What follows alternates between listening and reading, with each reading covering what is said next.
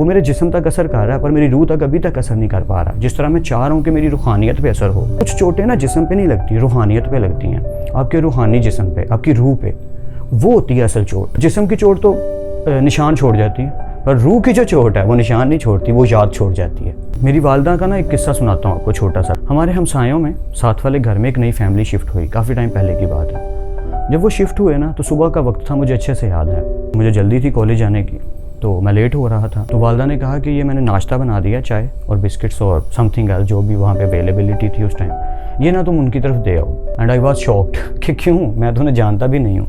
लेकिन ये बात याद इसीलिए शायद रह गई कि शॉक्ड हो गया मैं। शॉकिंग बातें याद रह जाती हैं। तो मैंने खैर ट्रे ली और चला गया। मैंने दस्तक दी, उन्होंने डोर ओपन किया तो मैंने कहा ये मेरी वालदा ने नाश्ता भिजवाया, ये आप ले लीजिए।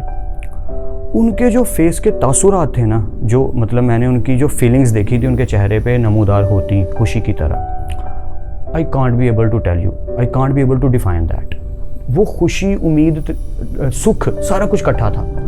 मैं वापस आ गया देके, उन्होंने खैर वो ट्रे ले ली, थैंक यू कहा मुझे और ट्रे ले ली। मैं भी आ गया। तो मुझे समझ अभी भी नहीं आई, हालांकि समझ आ जानी चाहिए थी, but I was a duffer person, मुझे नहीं समझ आई। तो अम्मी ने कहा कि वो अभी तो शिफ्ट हुए हैं रात को, अभी उनका किचन सेट नहीं हुआ होगा, कोई चीज़ सेट नहीं हुई होगी। मैंने विंडो से देखा था वो 4-5 लोग थे, तो मैंने इसलिए चाहे 10-12 लोगों के लिए बना दी कि मे भी और लोग भी हों। और जो ब्रेड और एग्स थे वो बना दिए और थोड़ी से बिस्किट रख दिए कि चले कुछ तो वो खाएंगे, बाहर से लाएंगे, बर्तन अभी सेट नहीं, कोई चीज़ सेट नहीं, तो वो ले लेंगे।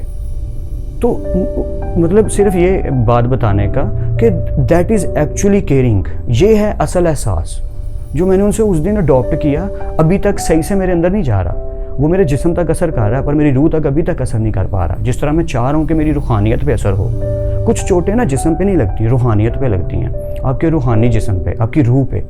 वो होती है असल चोट। जिस्म की चोट तो निशान छोड़ जाती है, पर रूह की जो चोट है वो निशान नहीं छोड़ती, वो याद छोड़ जाती है, वो आप पे एक अपना असर छोड़ जाती है। और अगर उस असर से आप फ़ायदा नहीं उठा रहे और अभी भी दूसरों के लिए कुछ अच्छा नहीं कर रहे तो उसका कोई फ़ायदा नहीं। तो बेहतर यही है कि हम सबकी मदद करें, दूसरों का ख्याल करें, जितना हम कर सकते हैं हमने उतने का ही जवाब देना है। ये दीन ने हमारे लिए बहुत आसानी कर दी कि हम सिर्फ उसका ही जवाब दें, जिस कदर हम कर सकते हैं किसी के लिए कुछ, तो अब उतना तो करने की कोशिश कीजिए।